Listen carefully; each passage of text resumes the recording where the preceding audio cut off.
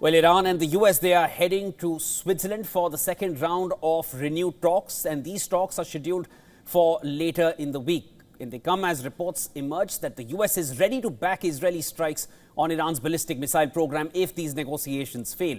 Now, the indirect talks in Geneva will be mediated by Oman, which had hosted the first round in Muscat. Iran's Foreign Minister Abbas Araghchi has already arrived in Geneva. The US side will be represented by Steve Witkoff and Jared Kushner. Ahead of the talks, Iran has signaled flexibility in its nuclear program. Its deputy Iranian foreign minister indicated that Iran was ready to compromise in return for sanctions relief, telling the BBC that the ball was in America's court to prove that they want to do a deal. However, he reiterated that Tehran would not accept zero uranium enrichment, a key sticking point in past negotiations.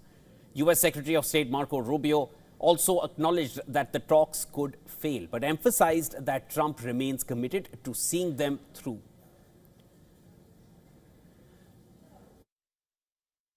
I'm not going to talk about attacks on Iran or anything of that nature because the president's made clear he prefers diplomacy and an outcome of negotiated settlement. Now, we're dealing with radical Shia clerics.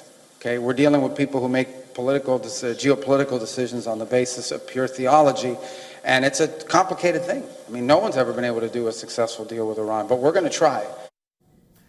A report citing US officials says that the US military is preparing for the possibility of sustained weeks-long operations against Iran. US has already amassed military forces in the region with an additional aircraft carrier on the way.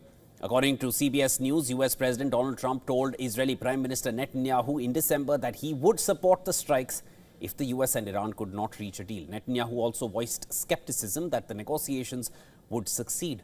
He also laid out 4 Israeli demands regarding any deal with Iran, including the removal of the country's entire stock of enriched uranium and the dismantling of its nuclear facilities.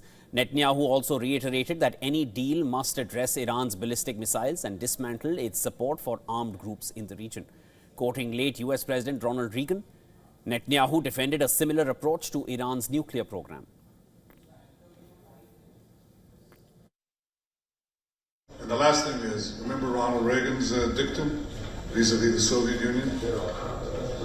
Trust but verify, distrust, and always verify. So there has to be real inspections, substantive inspections, no lead time inspections, but effective inspections for all of the above.